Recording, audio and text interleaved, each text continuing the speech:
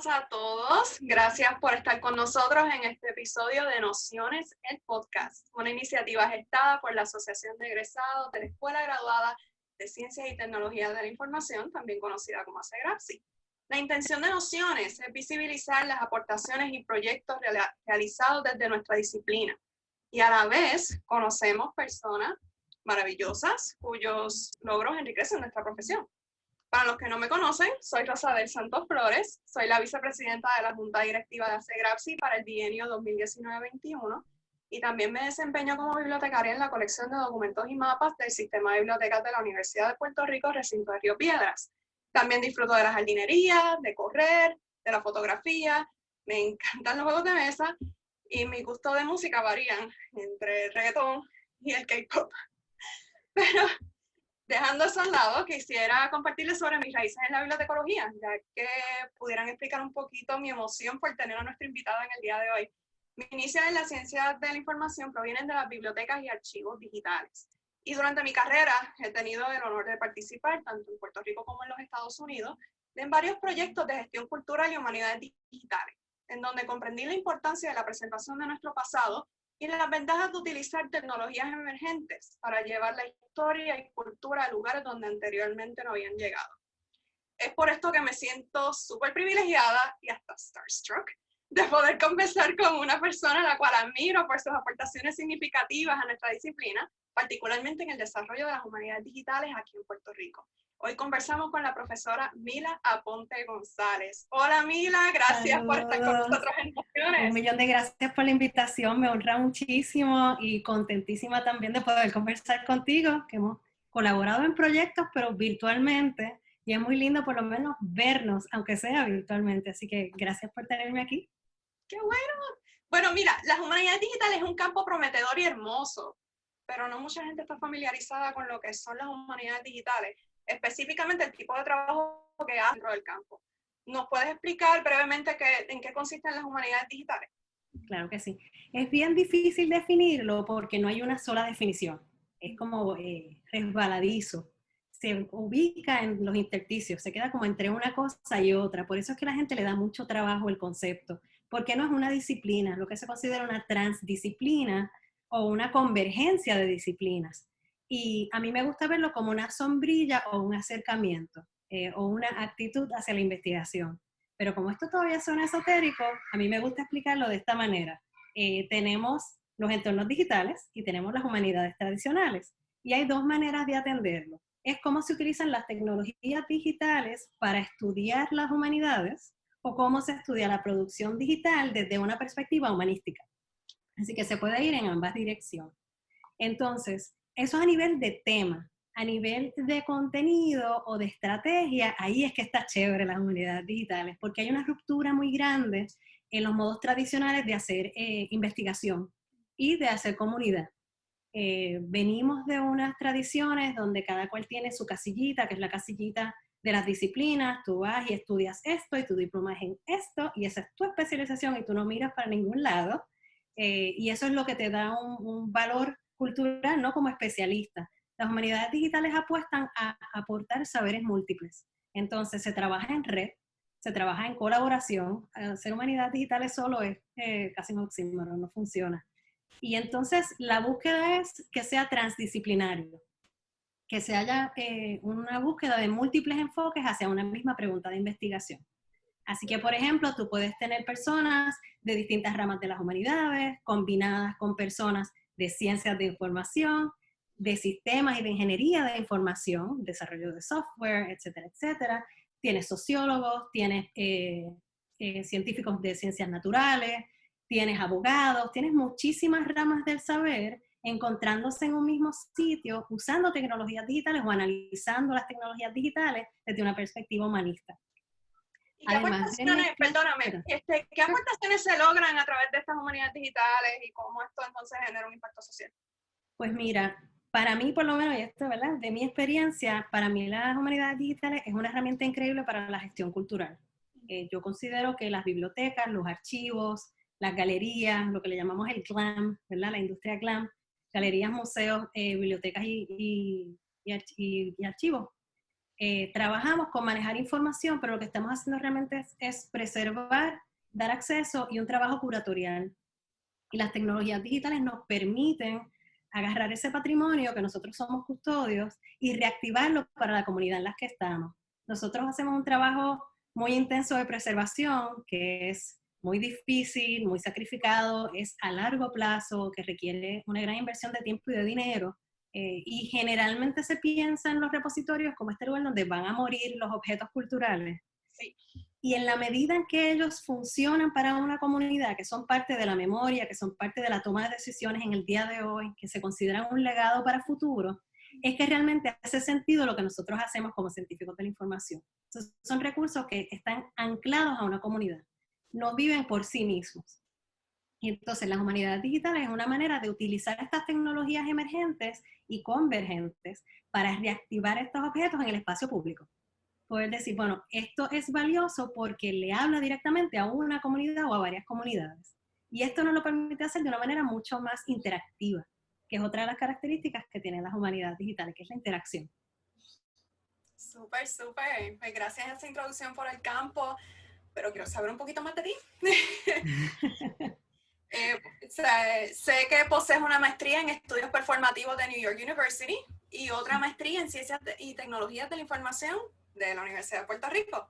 Cuéntanos un poco, ¿cómo llegas a Nueva York y de dónde y cómo surge este brinco de estudios performativos a ciencias de la información? Pues mira, yo vacilo con mis estudiantes de que yo era una persona profundamente análoga. Mi background es en artes escénicas y en literatura comparada. Y mi trabajo era sobre todo hacer máscaras de papel maché, o sea, más análogo no se pone esto, ¿no? Pero a nivel investigativo mi trabajo se enfocaba sobre todo en lo que llamamos los dramaturgistas, los dramaturgs. A mí me interesaba hacer documentación del proceso creativo, no solamente del resultado de los trabajos escénicos, y escénicos entendidos teatro, danza, multidisciplinario, performático. Así que cuando termino mis estudios acá en la UPI, yo soy jerezana desde séptimo grado, yo estaba en el sistema de la universidad por muchos años, me voy a NYU a estudiar Performance Studies, con la idea de hacer esa combinación de los registros o los relatos, la relatoría teatral, desde la perspectiva de los Performance Studies de los Estados Unidos. Allá tengo la dicha hermosa de colaborar con Diana Taylor y un centro que ella tiene en Nueva York, que está basado en Nueva York y en NYU, pero realmente es un consorcio que se llama el Instituto Hemisférico de Performance y Política. Este es un instituto que es una coalición de universidades, de gestores culturales, de compañías de teatro, de museos, de individuos en todo el hemisferio americano, que se reúnen a pensar en cómo se hace políticas, en minúscula, ¿no? Las políticas del cuerpo, de la lengua y también la política pública desde las artes performativas. Y ellos reciben fondos de la Mellon Foundation para hacer el primer archivo digital de videos del mundo. A la misma vez que dan los fondos para JSTOR y ArtStore. Para este tiempo, y esto es pre-YouTube, todas estas tecnologías que estamos acostumbrados a ver videos en toda su duración, en altísima resolución, eso no existía. Y a nivel de bibliotecas tampoco existía. Y entonces nos dan fondos a nosotros para hacer un proyecto piloto al respecto. Y ellos tenían unas colecciones en particular, que fueron las primeras que los artistas prestaron para hacer este proyecto, y eran artistas con los que yo había trabajado como dramaturgista en Latinoamérica. O sea que desde mi background en teatro, como especialista en contenido, me invita al hemisférico a hacer una pequeña curaduría del trabajo. Y así que yo entro pensando que voy a estar 2 meses curando estas dos colecciones, que era la colección de El Hábito, que es un cabaret queer político en México, y la de La Pocha Nostra, que es performance art post-mexicano, que eran artistas con los que yo había colaborado en mi etapa anterior a Performance Studies. Y trabajando con el proyecto me doy cuenta de que hay una relación entre ese trabajo cultural y el trabajo que hace la Biblioteca de NYU, que tenía unos puentes preciosos, pero también tenía unas carencias. Yo termino corriendo esa primera fase como catalogadora del proyecto y encontramos 2 tropiezos principales. Uno, que cuando yo hago toda la catalogación, pues yo recibo todos estos videos, los organizo y les pongo en contexto, y cuando yo envío mi información a la biblioteca de NYU, ellos cambian todos los metadatos a Entertainment Event, lo cual era un problema enorme porque habían trabajos que eran de entretenimiento, teatro, ¿verdad? De producción teatral, pero habían rituales indígenas de la Amazonía, que no es entretenimiento, había trabajos de dramaterapia sobre procesos de atrocidad de guerra, que no es entretenimiento. Y entonces cuando yo voy y le pregunto a los, ¿verdad?, catalogadores de la universidad, me dicen, es que los keywords, las palabras que tú estás utilizando, no entran y nosotros eso es lo que utilizamos para nuestro catálogo. Así que como no caen los vocabularios que utilizamos, nosotros lo ponemos en lo que nosotros entendemos que es Entertainment Event. Y eso es un problema de la colección. Empezamos a hacer un trabajo de desarrollar vocabularios descriptivos, de estandarizar, hacer esquemas de metadatos internos para el proyecto que pudieran acompañar a la Biblioteca del Congreso para que pudiéramos ser parte de esa base de datos, pero que realmente describiera los materiales que teníamos. El otro gran tropiezo es que estos son materiales que en su mayoría venían de América Latina, de personas que no hablan inglés. Y la base de datos de NYU es 100% en inglés.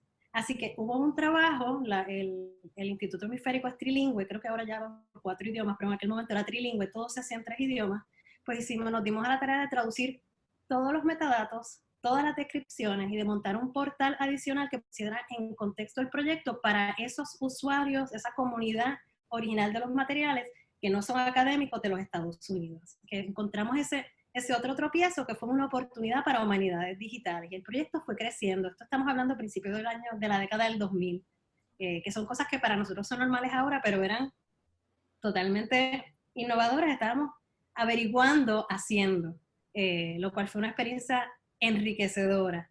Y de ahí entonces viene mi interés como relatora y dramaturgista a darme cuenta de que hay unas intervenciones que hacen los catalogadores, que hacen los archivistas y los científicos de la información, que es gestión cultural. Y de la única manera que podía tener unos espacios para hacer mejores intervenciones en NYU era entonces yéndome a estudiar ciencias de información también. Y me voy para la ECTI. ¡Wow! ¡Wow! Estoy sin palabras con ese background. Adicional a tu trasfondo en NYU y también a la EGCTI, también sé que eres profesora en la maestría de Administración y Gestión Cultural, en donde instruyes el curso Archivos en Acción, Repositorios Digitales para la Gestión Cultural. Tengo que constatar, las AES en Archivos y en Acción están escritos en @ Archivos en Acción. Correcto. Para mí, ambas maestrías, la de gestión cultural y la de ciencias de la información, guardan una gran relación. Y quisiera saber cuál es tu experiencia en el programa y qué opinas entre esa relación entre MAGAC, que es como se le conoce a la maestría de gestión cultural, y ECTI. Pues mira, hay muchísimos puentes. Para mí, sobre todo, hay puentes afectivos. Yo soy egresada de la EGTI, también soy egresada de Humanidades, así que pues son mis dos escuelas. Cuando yo estoy terminando mis estudios en Nueva York, el bachillerato en estudios interdisciplinarios en humanidades desarrolla su maestría. Esto ocurre a finales del 2009. Yo me regreso a Puerto Rico en el 2010 porque en ese proceso de crear esta maestría nueva interdisciplinaria, me invitan a generar cursos de humanidades digitales. Esa era una de las primeras aportaciones. Todavía no había muchas universidades que tenían esto y la UPR en Río Piedras tiene códigos específicos de seminarios de maestría para humanidades digitales. Así que en ese sentido, pues también está un proyecto de punta, ¿no? Y entonces, mi intervención en humanidades era sobre todo crear puentes entre la EGCTI y la facultad. Así que la idea de crear el curso era traer una mezcla interdisciplinaria. No es un curso para humanistas ni para científicos, es para humanistas y científicos de la información y todos los hermosos anfibios que hay entre medio. Así, generalmente en los semestres tengo estudiantes de ambas disciplinas, también tengo estudiantes de ciencias sociales, de comunicaciones, de derecho, de administración de empresas, pero generalmente el grueso del grupo son humanistas y científicos de la información. Y las aportaciones son preciosas porque el bagaje que traen los estudiantes de la EGCTI de cómo observar, organizar, evaluar, describir y hacer esos puentes con los usuarios de los recursos de información, que lo hacen con el rigor que nos enseñan en la escuela, alimenta muchísimo el contenido y la experiencia que tienen en trabajar con las comunidades y en hacer gestión cultural de los estudiantes de humanidades. Entonces, es un poco organizar a los humanistas y enseñarles este giro enfocado en el usuario, que ya hacemos en la IGCTI, pero generalmente lo trabajamos desde el objeto y debes trabajarlo desde el usuario. Así que es otra mirada al mismo proceso de estudiar el intercambio de información. En el caso de los archivos en acción con @, lo hacemos utilizando tecnologías digitales. Bueno, pues sabemos que también has estado involucrada, hablando también de la conexión con la Facultad de Humanidades, has también colaborado con varios proyectos relacionados a las humanidades digitales. De hecho, tú y yo hemos coincidido en un proyecto muy especial, que en mi caso ha marcado un antes y un después en mi carrera, que es Caribbean Diaspora.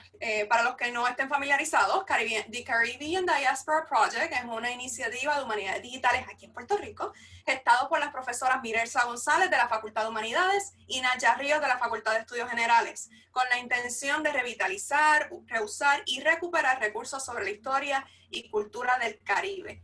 Bajo Caribbean Diaspora se han gestado varios proyectos, entre ellos el Archivo Histórico de Vieques, el Archivo Digital Comunitario de Culebra, donde tuve la oportunidad de trabajar el año pasado, y el recién anunciado Archivo Histórico de Casapueblo en Adjuntas. Mila, ¿nos puedes contar un poquito sobre tu experiencia en estos proyectos? Claro que sí. Ese es un proyecto que también tengo bien pegadito al corazón porque la Universidad de Puerto Rico en Río Piedras ha tenido muchas iniciativas muy importantes en el país sobre la gestión digital de la información. No es la primera vez que lo trabajamos. La UPI ha tenido un compromiso de años al respecto. Lo que es innovador es que se crea el primer centro básicamente de humanidades digitales en el recinto a través de este proyecto y del trabajo de las doctoras Naya y Mirelsa. Caribbean Diaspora parte de la premisa de que la migración en el Caribe no es un estado de excepción, sino que es la regla, y que no necesariamente viene de algo negativo, de la pobreza, de la miseria, de la pérdida de empleo, del viaje ilegal, de la persecución, sino que hay unos tránsitos constantes entre islas que vienen por producciones de carnavales, porque hay familia que está desperdigada de las distintas islas, hay proyectos que brincan de uno a otro, gente que se va a estudiar a otras islas, y lo que queremos es un poco rastrear esos tránsitos, esas rutas recurrentes para demarcar el lado positivo y productivo de los viajes dentro de la región, porque estamos acostumbrados a vernos como islitas y no vernos como región caribeña. Correcto.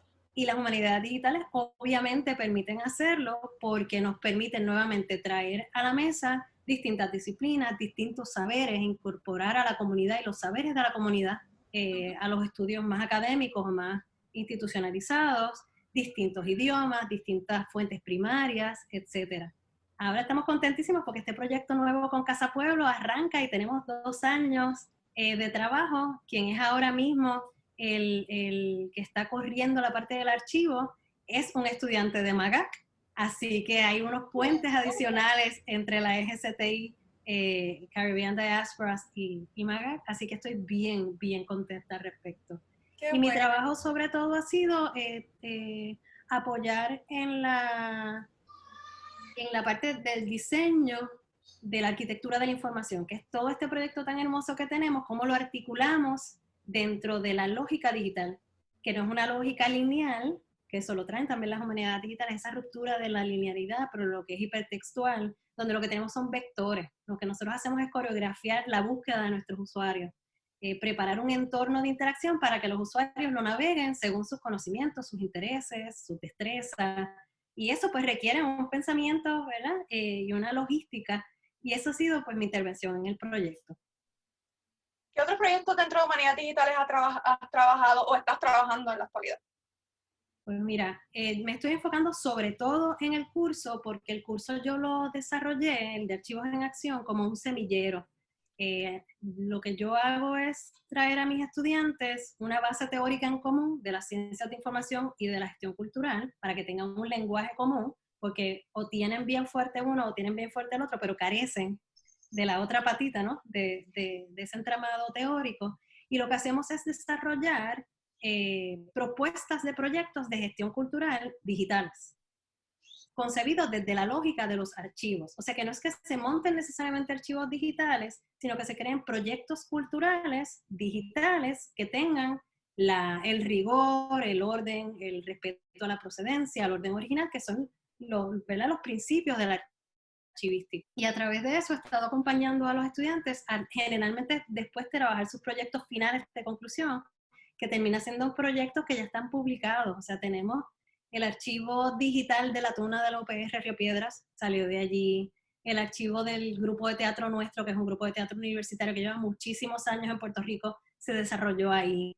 El archivo virtual del ICP salió de un estudiante de la clase. O sea que hay muchos proyectos. El de Salsoteca salió también de acá. Hay un archivo sobre arte urbano en San Juan, sobre grafitis y murales, que también salió. O sea que he podido acompañar a gestores culturales a desarrollar proyectos digitales que ya existen en el espacio público. Se está haciendo ahora un archivo digital sobre el reggaetón y cómo se resignifica desde la experiencia femenina, que está divino. Wow. Así que estamos trabajando distintos temas y los estoy acompañando en ese proceso.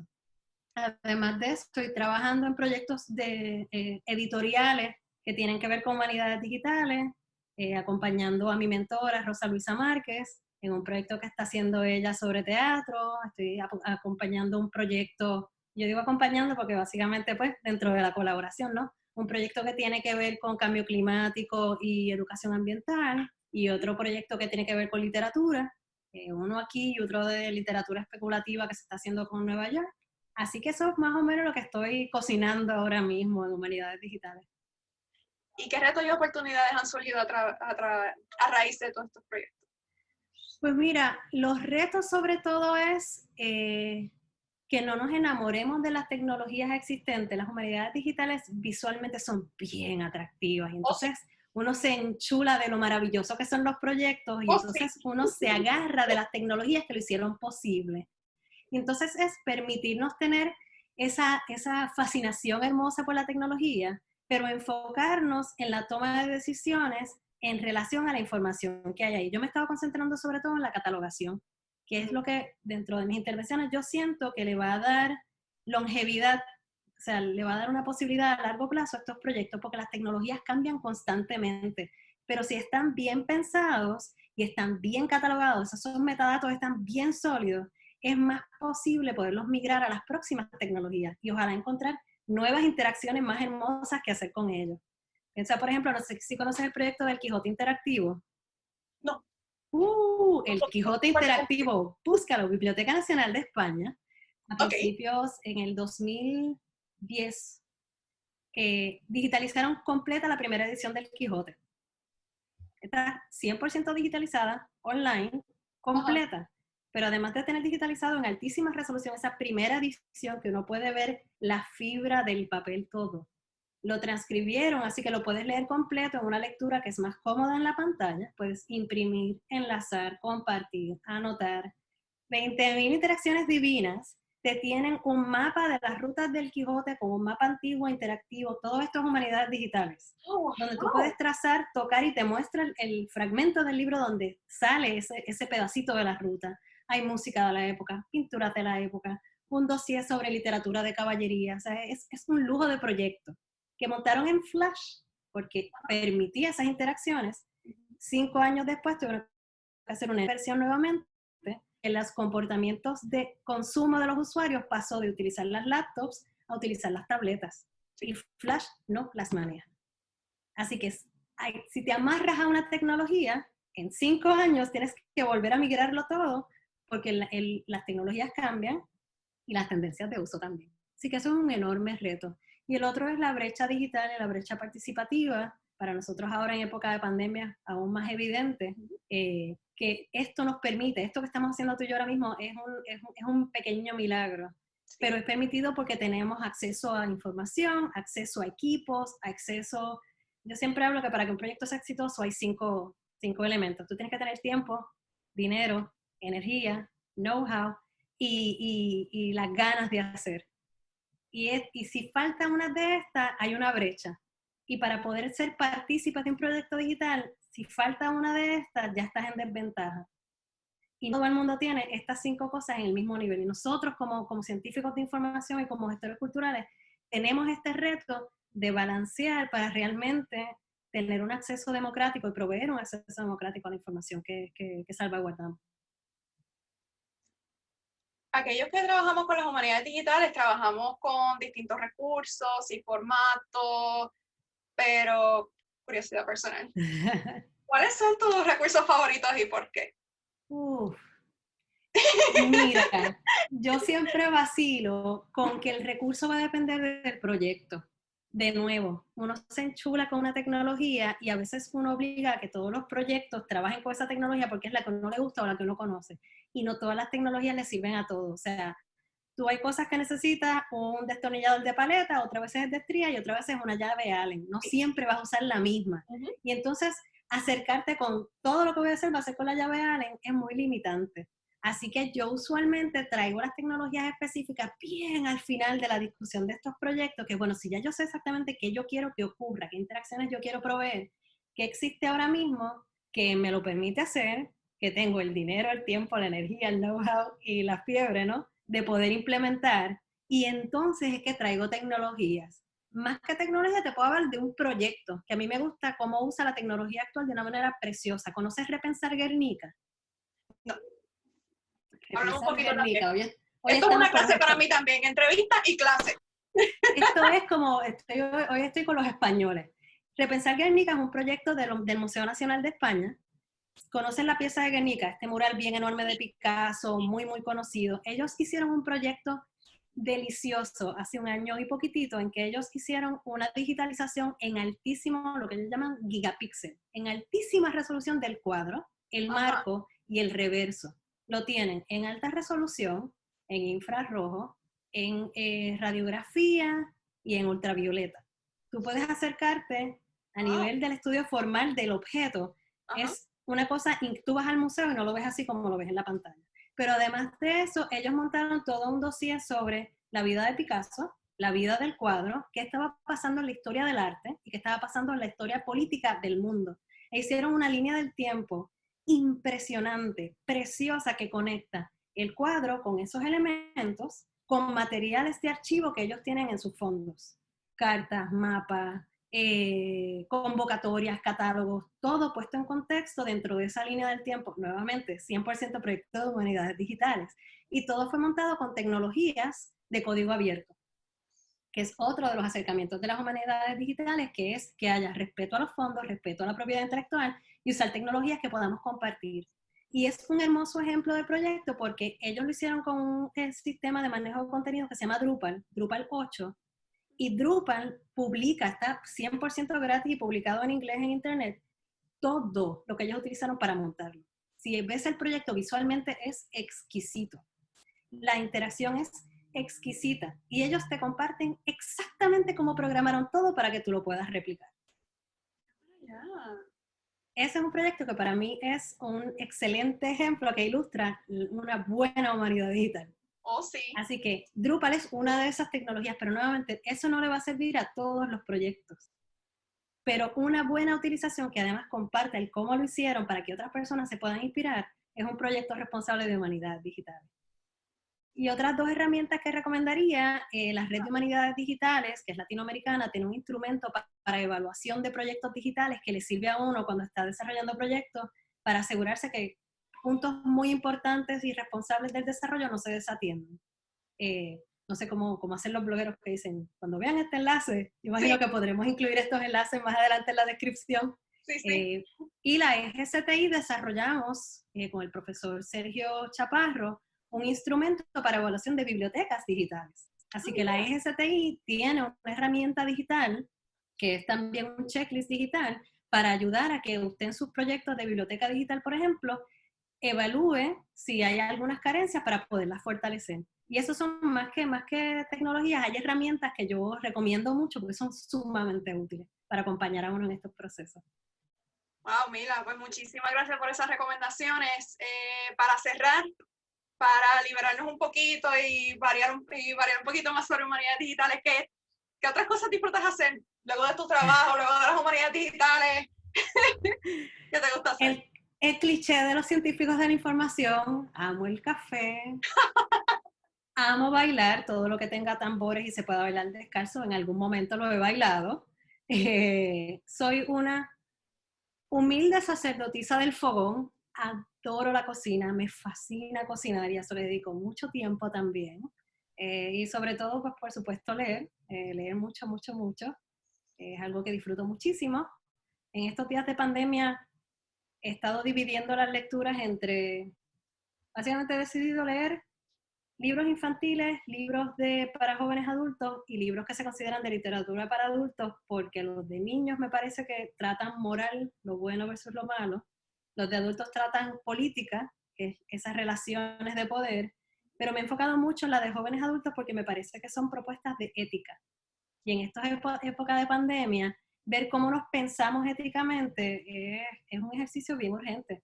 Y los que estamos criando niños tenemos mucha responsabilidad, los que somos educadores tenemos una gran responsabilidad y los que somos científicos de la información también. Así que cómo nos ubicamos éticamente es importante. Y la literatura especulativa para jóvenes adultos es un excelente ejercicio para distraer la mente y pensar desde otras maneras esos temas. Bueno, Mila, muchísimas gracias. Tengo la cabeza volada. Gracias por la oportunidad, gracias por la conversación. No, de nada. Estos tipos de conversaciones son como una especie de mejoramiento profesional, pero más que mejoramiento profesional, es una clase también.